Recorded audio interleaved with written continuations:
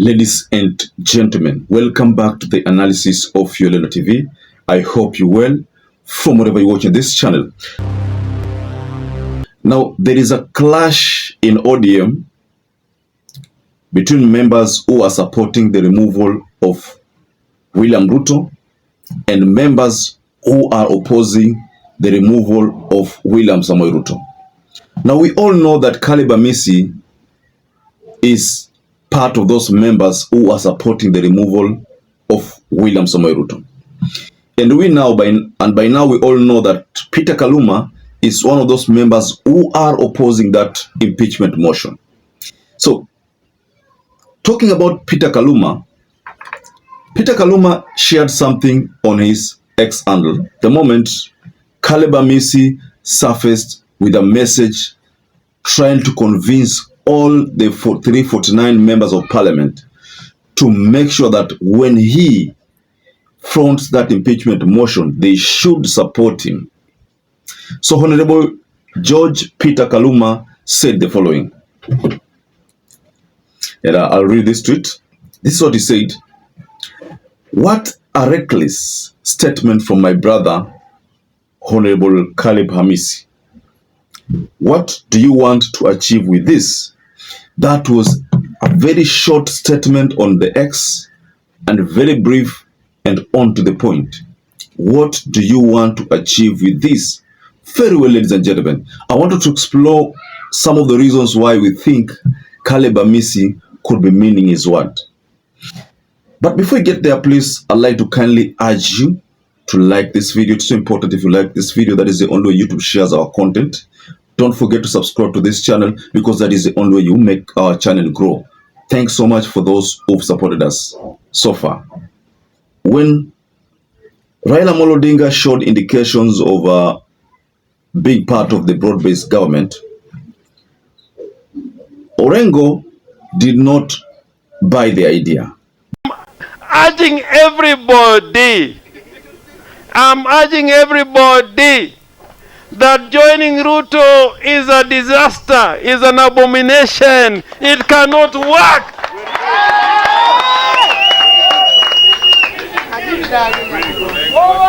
And nobody is going to tell us.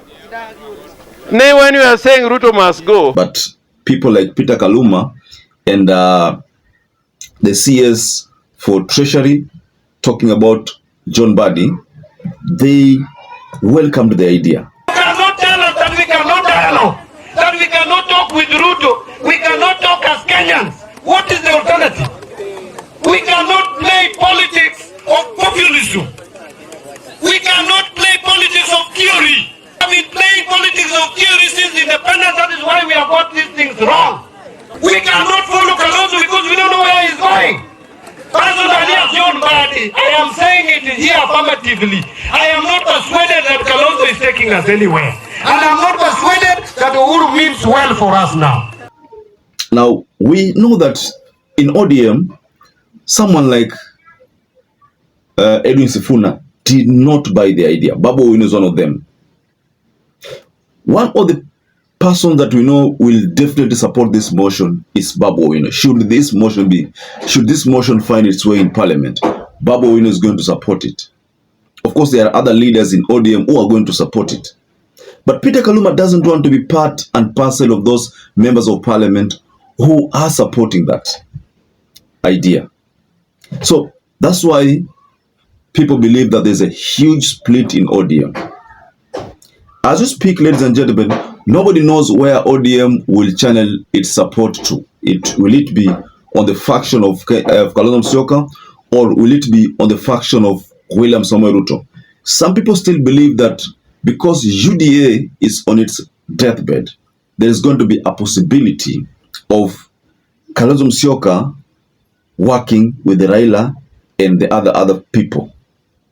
Some still believe that there's going to be a possibility of Raila Amolo Odinga working with William Ruto, because William Ruto most likely will have to come up with another party or another coalition. The party leader of UDA is William Ruto. The deputy party leader of UDA is Rigathi Gachagua. And we all know the history behind the two. They are not seeing eye to eye. When was the last time you I saw UDA convene a meeting, an AGM meeting where Ruto is there and Gachagua is there. When was the last time? Or rather, GM meeting, general meeting, just simply general meeting. Of course, you can't tell when was the last time. Now, do you think Caleb Amisi means, or rather is going to make sure that this plan of his works? And do you think it's going to work? Right now, we know that there is a split between the ODM factions, people supporting Raila and people supporting Raila and Ruto. There's a split. It is unlike in UDA, whereby okay, of course we can say that UDA also is facing the same political turmoil, because we know there are people who support Ruto, there are people who support Gachagua. But of course, most of the people support Ruto. But of course, most of the people in UDA support Ruto. The delegates support Ruto. That is why you find that there is a move, there's a motion, there's a move that is being hatched up. That's why you find that there's a plan to have Rigathi Gachagua completely kicked out from UDA, because if Gachagua is going to team up with Kalonzo, definitely Gachagua will have to be in a political party. It won't be that I'm taking part of the UDA to Kalonzo Musyoka, then Ruto takes part of the UDA to maybe another faction led by Raila Amolo Odinga.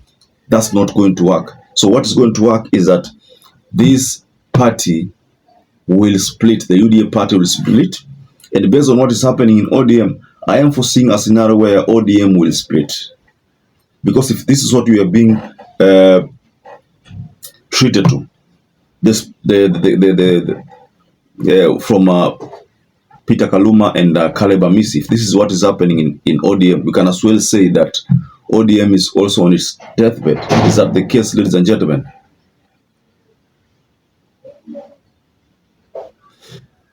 The stand that Caleb Amisi had, saying that it is now time for President William Ruto to also go home, that stand is the reason why there is division within the ODM party, because these lawmakers, each one of them will have to pull in in a different direction to either please Raila or displease Raila. But as we speak, ladies and gentlemen, Raila has not uttered a word ever since Caleb Amisi started talking about impeaching William Ruto. So perhaps if you're watching this video and you're not subscribed, please take 1 second and subscribe, like this video. Until you catch up again, stay safe and stay blessed.